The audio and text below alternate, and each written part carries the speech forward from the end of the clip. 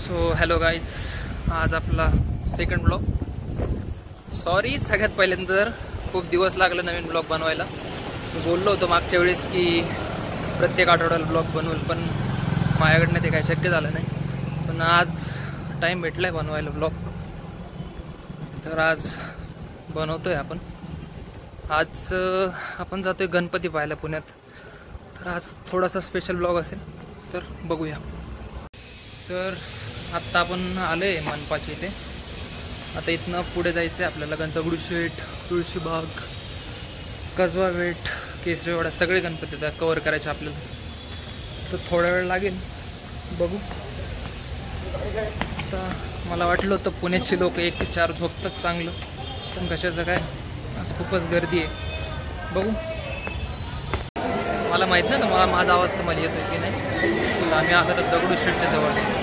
याचं डेकोरेशन इतकं सुंदर आहे, तेव्हा मला दाखवतो.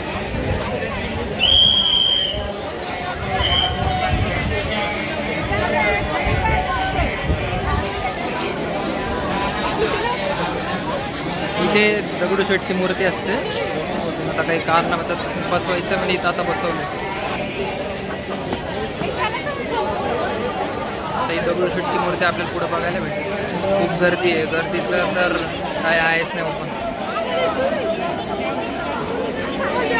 मला वाटलं होतं दुपारच्याला एवढी गर्दी नसेल, म्हणून दुपारी यावं. भरपूर गर्दी.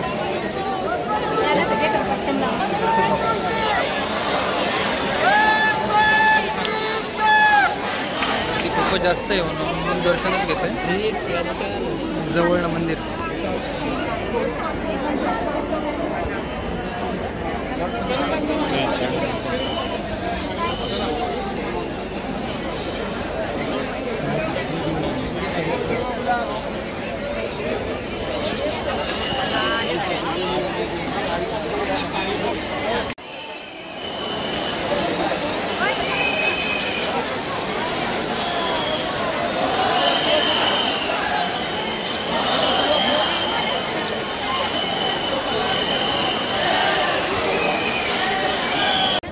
आपलं आत्ताच दगडूशेठचं झालं आहे दर्शन. आता आपण जाऊ गुरुची तालीम आणि त्यानंतर भाऊसाहेब रंगारी. बघूया. गुरुची तालीमच्या जवळ आलो आहे. आपलं डेकोरेशन पण छान दिसते पूर्ण, म्हणून तुम्हाला दाखवतो. 1 मिनिट. गर्दी तर जसं खूप नाही आहे, लवकर दर्शन होईल मला वाटतं. आलो आपण मंदिराच्या समोरच.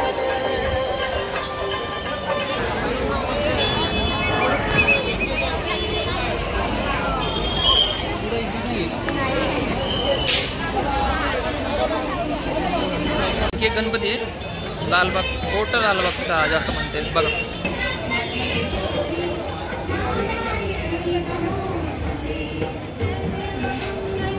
मानाचा आणखी गणपती केसरीवाडा, तर दर्शन करूया आता.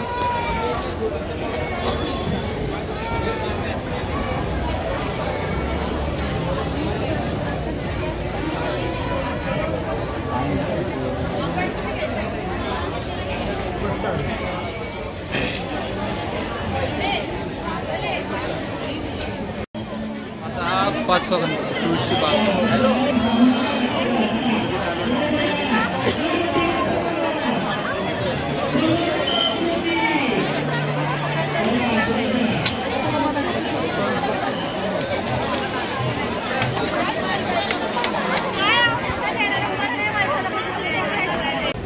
आता तांबडा जोगेश्वर.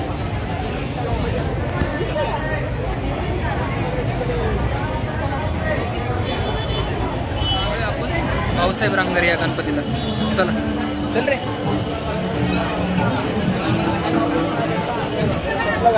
घालून जावा. चला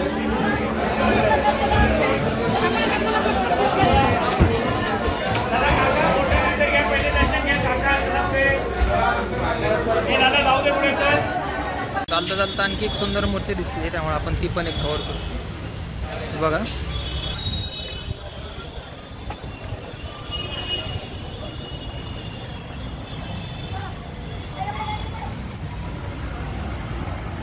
आता 5वा गणपती कसबा पेठचा राजा.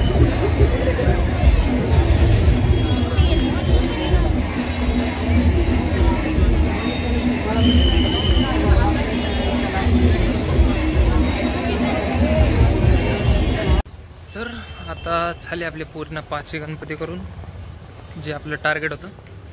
यांनी भाऊसाहेब रंगारी आणि दगडूशेठ हे पण करून झाले. आता आपल्याला जायचं आहे घरी. आजचा व्लॉग एवढाच होता.